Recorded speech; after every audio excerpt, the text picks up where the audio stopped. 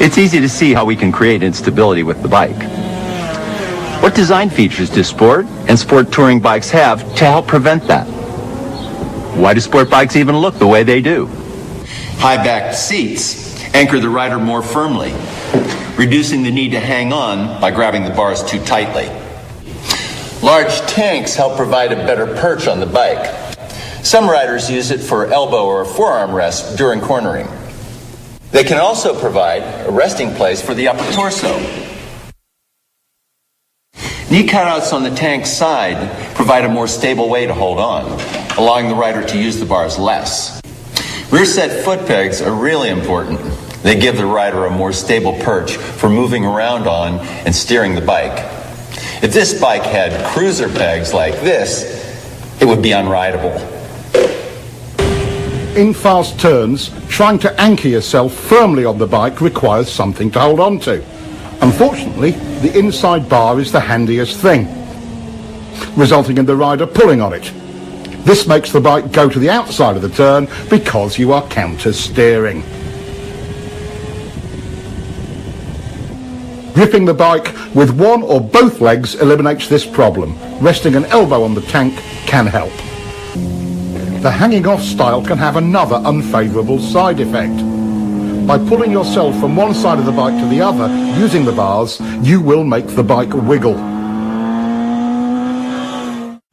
Anchoring yourself firmly on the bike and using your legs to move reduces unwanted handlebar input and avoids the problem. Is a motorcycle truly out of control when it's sliding? How do you save it when the front or rear tyre gives up traction? Why don't the fast guys always crash when their bikes slide? While wiggles and shakes are distracting, there is a far more dramatic and deadly result from survival reaction number 2. That's being too tight on the bike. This is the stable position for a front wheel during a slide. What would happen if the rider resisted this movement? When you counter the front end's natural attempt to stabilise the bike, you create resistance at the front contact patch, making the slide worse, and turning into high sides like this.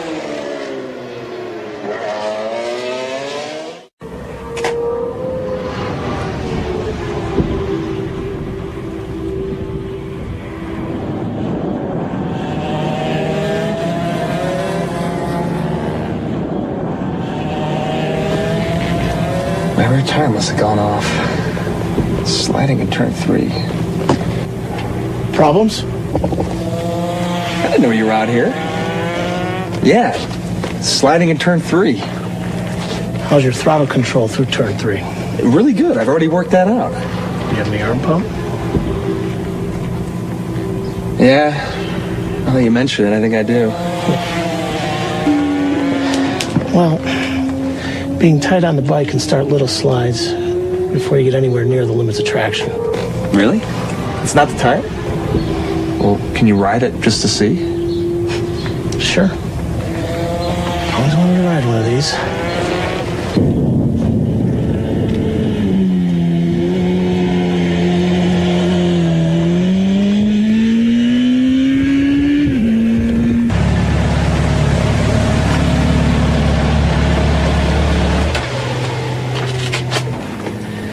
So how was it?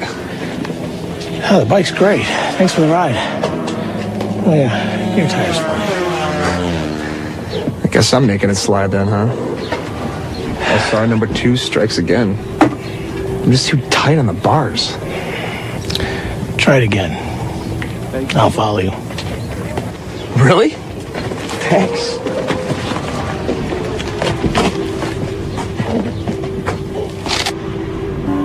While he may not be really fast yet, our new rider is making real progress.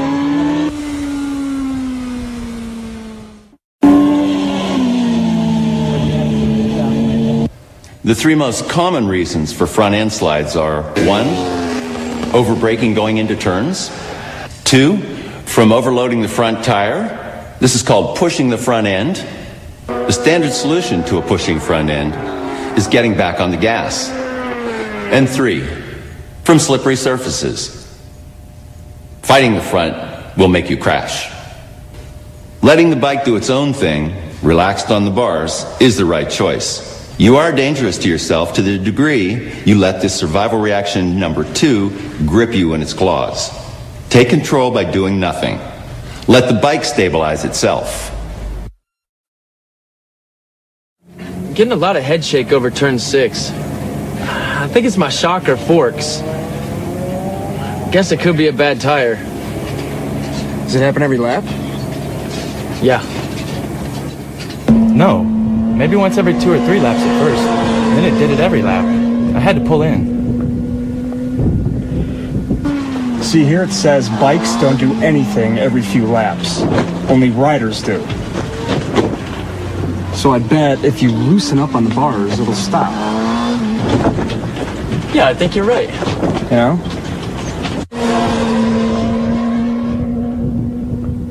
We can contribute to or detract from the bike's inherent stability by understanding its demands and eliminating any unwanted or unneeded inputs.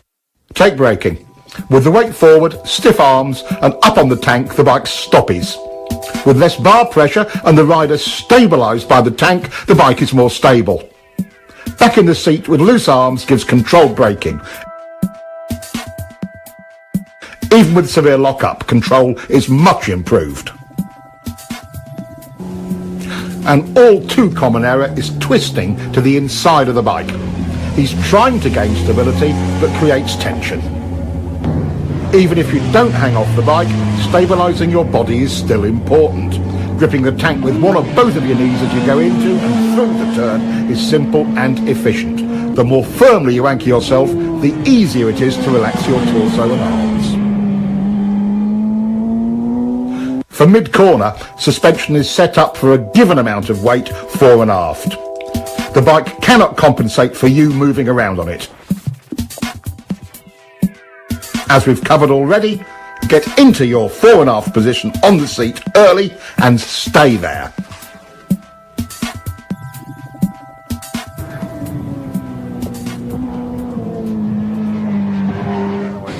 Just to recap, your bike's suspension can be adjusted for a variety of road and track conditions, but you cannot adjust it for excess rider input. By being loose, the rider allows the bike's suspension to perform at its best. The main points of rider input are: hanging off too late creates instability. Get over early. Hanging off too far creates instability as well. Being disconnected on the bike looks like this. Locked on is better. Twisted on the bike. Going with the bike.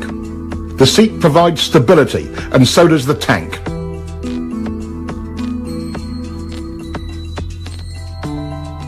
Use your pegs.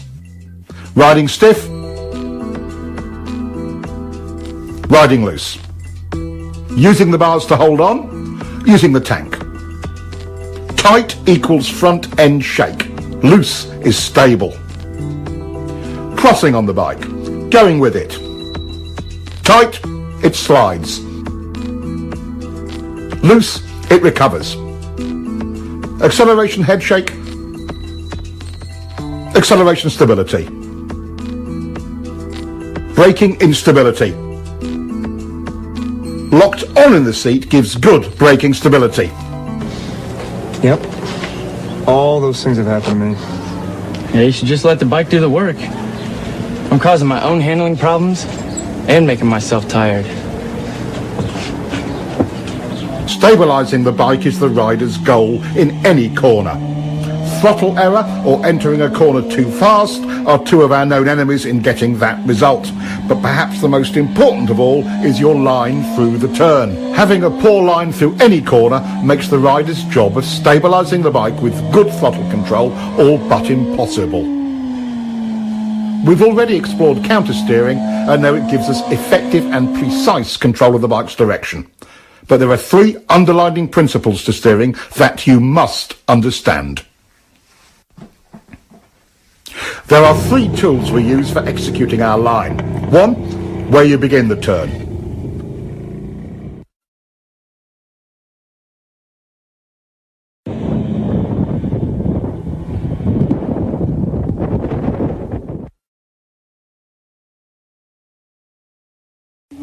2, how quickly you flick the bike over.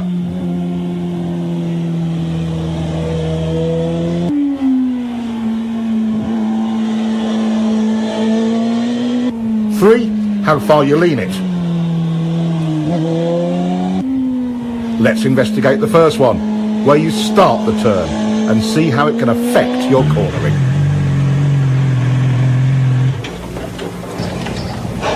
Hey, you're doing good, huh? That's getting better. Looks like it. I'm getting a feel for throttle control, but it's inconsistent. One lap I'm good, the next I'm stalled on the gas in the same turn. I know what you mean. My line changes from lap to lap, so I don't always have the confidence to keep rolling it on.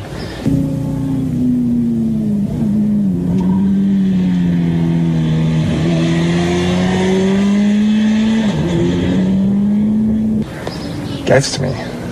Yeah, that happens to me too. It totally blows my confidence and I'm right back to rolling it off. I hate when that SR happens. Yeah, well, it says here that there are 11 things that are influenced by where you turn into a corner. 11 things. Guess what? Both of our problems are on that list. Really? Yeah. But what is the solution? What can you do to bypass these problems? The answer is too simple. Find and use a good turn-in point. Finding a turn-in marker and using it will give you consistency. It helps you avoid problems like inconsistent lines and throttle errors. How can you find a good line? Once you establish a reference point, the trial and error method will tell you what works and what doesn't. That tar snake on the pavement is a good reference point. He tries a later turn-in, but that chops up his brake release. A little earlier runs him too wide and the throttle goes off and on. Right after it, he carves a clean line and, most importantly, the throttle control is great. Let's look at some cornering theory. What kind of line would allow you to get back on the gas most easily for good throttle control throughout the corner? One that starts here? No. Good. One that starts here? No. All right. How about this one? Starts here? Yes. Good. There are actually 11 ways your turn entry position or your turn-in point affects how you corner. First, let's look at your overall corner speed. He's taking an early turn-in, resulting in an inside line. It's plenty fast coming in, but slower mid-turn and exit. Turning in later, trying to straighten out the turn, allowed him to get back on the gas earlier. Your entry point has a huge effect on overall corner speed. While the low inside entry had a high approach speed, it was slower mid-corner and exit.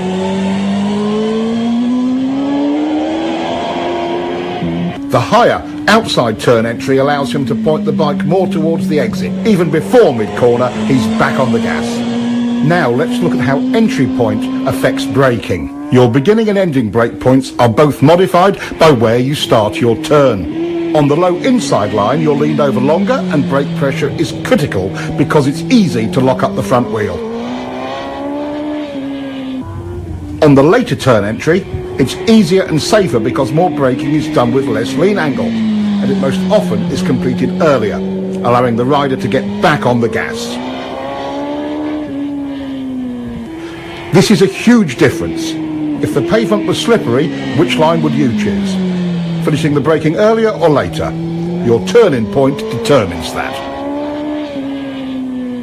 Let's follow him in on the high line. He ends his braking just as he's flicking it in, and he gets a better drive. By the way, even though it's usually a minor point, downshifting is another thing that is affected by where you turn in.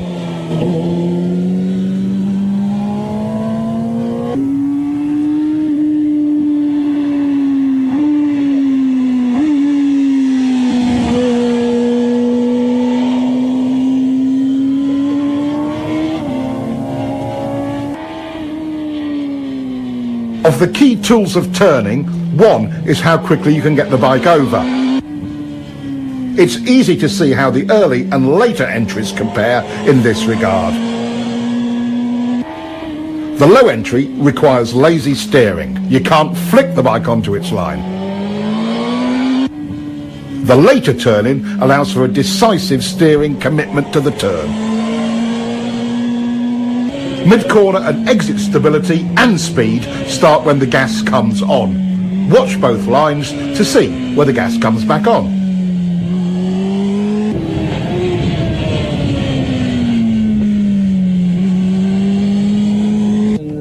Our later entry rider was able to get back on the gas 37 feet earlier. That's 5 bike lengths. Earlier on the gas means stability through more of the corner. Your turning position has an enormous effect on that. That's 6 points so far. A good drive off the turn is number 7. Low line entry checks your drive because number 8 on the list, lean angle, also comes into play. You are leaned over further and longer from a low line entry.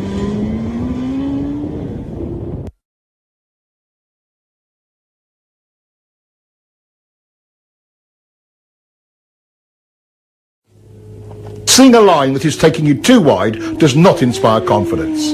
Seeing one that points you further up the road does. Number 10 is how much road you have at the widest point of your exit.